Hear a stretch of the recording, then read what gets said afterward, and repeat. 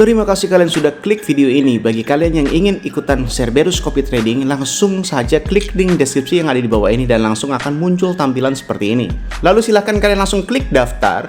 Bagi yang belum punya akun, untuk username itu bebas. Misalkan nama username-nya adalah pemula trading dan jangan lupa untuk di akhir username-nya diberikan @cerberus.com. Jika kalian tidak mengetik cerberus.com, maka akun Anda tidak akan bisa terdaftar. Untuk password silahkan kalian pilihkan sendiri. Untuk nama silahkan bebas. Untuk nomor handphone harus nomor handphone yang aktif karena jantung Cerberus Copy Trading itu ada di dalam nomor handphone. Jika nomor handphone berbeda, maka Cerberus Copy Trading tidak akan berlaku. Untuk kode referral bisa diisi atau bisa dikosongkan.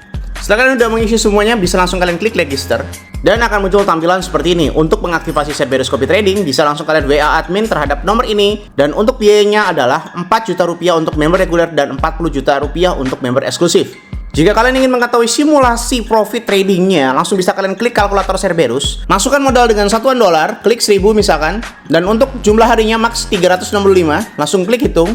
Setelah itu akan muncul seperti ini dan scroll ke bawah.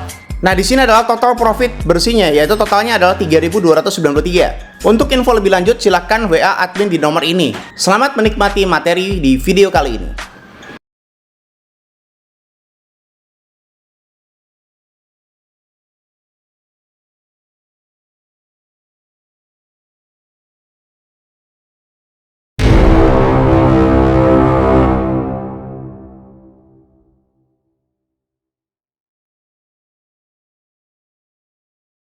Salam traders, balik lagi sama saya Andi Firmansyah di channel ESG.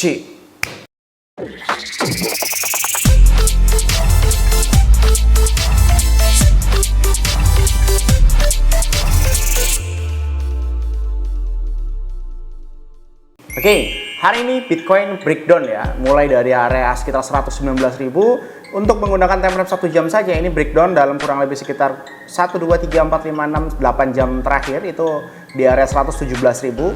Nah, kali ini kita akan bahas tentang kemungkinan yang bakal terjadi karena menurut time frame beberapa time frame ya, 1 jam, 4 jam ini sudah beberapa kali 1, 2, 3, 4, 5, udah 5 kali itu reversal ya di area time frame 4 jam ataupun time frame 1 hari. Ini udah 1, 2, 3 ya. Saya akan membahas sedikit tentang fundamental yang sedang terjadi, yaitu tentang Trump sudah menandatangani undang-undang Crypto Genius Act ya. Sudah resmi menjadi sebuah undang-undang. Kalau kalian teori di atas kertas bisa ya kalian cari itu entah di Google, GPT atau apapun itu tentang apa sih Genius Act itu ya.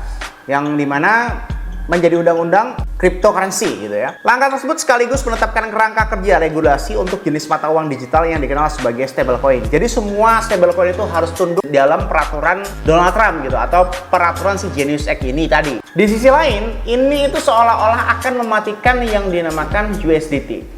Kalian kenal nggak sih USDT?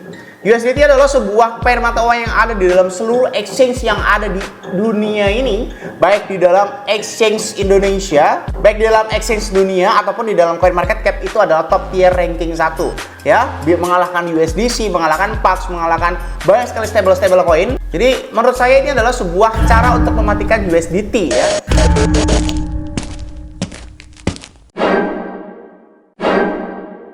Permisi bang, kalau USDT ke arah mana ya? Tanggal Sabtu 19 Juli kemarin melaporkan Genius Act menciptakan aturan untuk entitas yang menerbitkan stablecoin yang nilainya terkait dengan aset seperti dolar Amerika Serikat. Aturan itu antaranya mengatur siapa saja yang diperbolehkan menerbitkan stablecoin, bagaimana mereka harus menyimpan cadangan, apa yang terjadi jika terjadi kebangkrutan dan kewajiban untuk mencegah pencucian uang.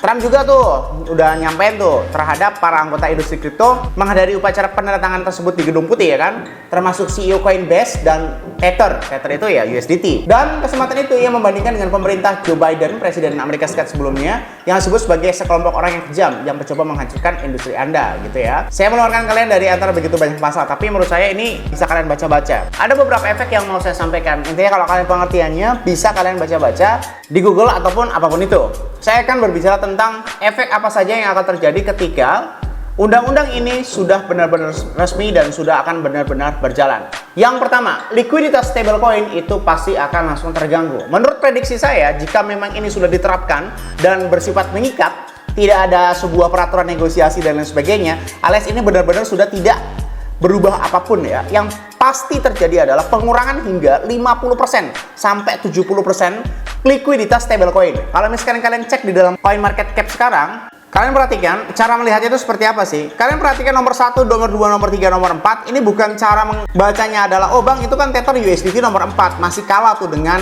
market capnya Bitcoin yang kurang lebih sekitar 2,3 kuadriliun atau 445 miliar dan sebagainya. Salah, jawabannya salah. Likuiditas kenapa bisa sampai berkurang 50 hingga 70%? Karena seluruh transaksi yang ada di dalam muka bumi ini itu menggunakan pair USDT atau pair stablecoin sebelumnya. Kalau kalian tidak percaya, silakan kalian cek semua market yang ada di dalam dunia ini itu rata-rata memakai USDT. Ya ini misalkan contoh, nah ini kan, ini semuanya juga USDT, baik ranking nomor-nomor receh atau bahkan sang raja Binance, OKX dan lain sebagainya, itu semuanya pakai USDT. Ketika kestabilan ini terganggu, maka transaksi 50-70% itu akan menjadi sebuah hambatan sehingga cap yang ada di dalam semuanya ini, baik Bitcoin, Ethereum, XRP atau seluruh cryptocurrency yang ada di dalam dunia ini, itu akan tidak stabil. Banyak trader itu udah memakai USDT. Saya aja itu nggak pernah tuh pakai selain USDT, USDC dan sebagainya, nggak pernah. Saya tuh udah selalu pakai stablecoin tersebut. Kalau ada sebuah stablecoin baru atau mengikat USDT dan USDC saja, itu sudah seolah-olah akan membatasi pergerakan saya atau pergerakan orang-orang yang ada di dalam seluruh muka bumi ini. Jadi efek dari pergangguan likuiditas USDT itu tadi bisa terjadi sebuah penarikan dana massal di seluruh dunia. Dan efeknya apa? Efeknya volume trading Bitcoin pasti akan menurun drastis 50-70% ya. Walaupun kita nggak tahu ya itu sampai berapa lama. Apa ini sebuah awan winter? Ya saya nggak tahu karena memang September itu diramalkan menjadi sebuah the start of winter. Terus spread makin lebar. Kalau kalian nggak tahu tuh spread itu apa? Spread itu adalah sebuah jarak transaksi antara order beli dan order jual. Itu udah pasti sangat lebar tuh. Tingkat volatility-nya, wah itu parah banget. Hati-hati kalau kalian main terus bisa-bisa langsung ke gocek. Apalagi kalau kalian pakai leverage 25 hingga 100 kali lipat. Itu pasti kejilat semuanya karena spread-nya udah makin lebar. Ya, spread itu adalah sebuah jarak antara order beli dan order jual. Kalau spread yang terlalu lebar, maka volatility atau fluktuatif harga itu pasti akan sangat-sangat kencang. Dan setelah itu, efek terakhirnya ya mungkin penekanan harga jual Bitcoin. Semuanya akan menjual Bitcoin terlebih dahulu. Lalu yang kedua, panik pasar dan repricing harga kripto. Maksudnya bagaimana? Pasar kripto itu cenderung emosional ya tentang sebuah regulasi yang ada di dalam dunia ini. Banyak trader global itu salah perspektif ya, regulasi dianggap sebuah larangan yang dimana ya sebenarnya secara teknis kayak gitu ya. Kalau adanya regulasi pasti akan ada sesuatu yang mengikat seolah-olah akan tidak sebebas dulu. Jadi ya kayak panic attack gitu. Yang efeknya bisa jadi menjadi sebuah jalan aksi jual Bitcoin jangka pendek. Lalu yang ketiga, institusi itu wait and see. Investor besar atau para paus itu justru akan cenderung menunda tentang masuk harga atau beli Bitcoin yang dalam waktu jangka berkala ataupun jangka waktu tertentu.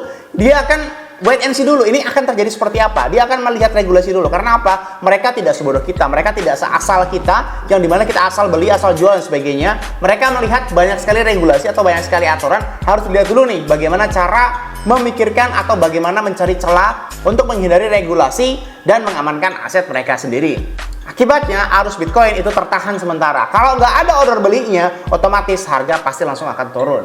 Lalu yang terakhir, nomor 4 ini, dominasi fiat itu pasti akan menjadi sebuah alat tolak ukur yang wah cukup parah ya. Market-market lokal itu pasti bakal naik karena setiap negara itu mempunyai market lokal. Seperti di dalam Indonesia itu kita punya market Indodax, Pintu, Peluang, toko kripto dan lain sebagainya. Karena apa? Jika pasar lebih percaya ke USD langsung, maka otomatis semuanya percaya fiat. Fiat itu apa sih bang? Ya fiat itu mata uang negara kayak rupiah gitu aja. Karena semua orang berpikir ya udahlah untuk sekarang itu hold cash terlebih dahulu karena belum ada kejelasan tentang stablecoin itu sendiri. Ya seperti saya kan megang USDT banyak banget gitu kan.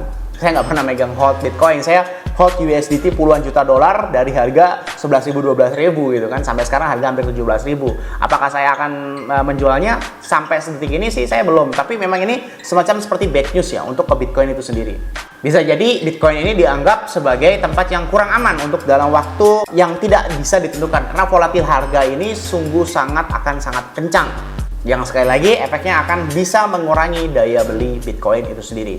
Dari semua fundamental itu tadi dan mengingat Fear and Greed Index-nya ini sampai ke 66 ya, saya memprediksi Bitcoin tidak lama lagi akan mencapai kepala 100.000 lagi atau bahkan kepala 90.000 lagi karena pergejolakan pasar yang cukup tidak bersahabat dengan harga Bitcoin. Bisa jadi September ini adalah welcome to winter. Jadi dalam video ini akan saya sampaikan ini adalah bad news ya. yang saya prediksi tidak lama lagi Bitcoin akan back to kepala 90.000. Ya, pokoknya kepala 100.000 itu akan sebentar lagi lah, atau bahkan kepala 90.000. Atau mungkin bisa jadi awal sebuah crash yang cukup besar karena repricing harga tentang regulasi kripto yang ada. Oke, semoga bermanfaat video kali ini yang saya sampaikan. Jangan lupa klik like, komen, dan subscribe. Logikanya nih, kalau kalian nggak subscribe, ngapain saya buat video lagi? Dan share ke teman kalian agar teman kalian tahu apa yang kalian tahu. Saya Andi Firmansyah, use your logic, dan salam traders.